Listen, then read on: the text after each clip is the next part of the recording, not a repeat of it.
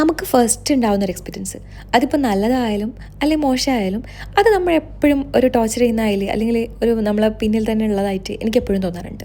എനിക്ക് C V dropping എന്ന് പറയുമ്പോൾ എനിക്ക് ഫസ്റ്റ് ഇവിടെ ഉണ്ടായ ഒരു എക്സ്പീരിയൻസ് ഓർമ്മ വരാം.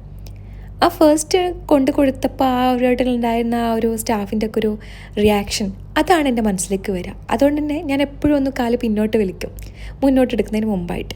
പിന്നെ ഫോർച്ചുനേറ്റ്ലി എനിക്ക് ജോബ് കിട്ടിയതുകൊണ്ട് എനിക്ക് അതിന് വേണ്ടി വന്നില്ല.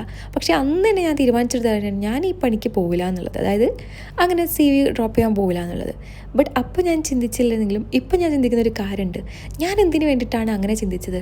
വേറെ ആരോ ഒന്ന് ചിരിച്ചതിന് വേണ്ടിയിട്ട് ഞാൻ ആഗ്രഹിക്കുന്ന ഒരു കരിയറിലേക്ക് എനിക്ക് എത്തിപ്പെടാനുള്ള ഏതെങ്കിലും വഴികളുണ്ടെങ്കിൽ അത് നോക്കാതെ ഞാൻ എന്തിനാണ് അതിനെക്കുറിച്ച് മാത്രം ചിന്തിച്ചത്? അതായത് ആ ഒരാളുടെ റെസ്പോൺസിന് മാത്രം ചിന്തിച്ചത്.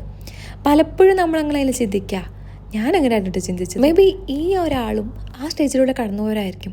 അതുകൊണ്ട് തന്നെ വെറുതെ നമ്മൾ കാണുന്ന ആൾക്കാരെ പരിഹസിച്ച ആൾക്കാർക്ക് എല്ലാവരും ഓരോ ആഗ്രഹങ്ങളും സ്വപ്നങ്ങളുമായിട്ട് വന്നവരാണ്.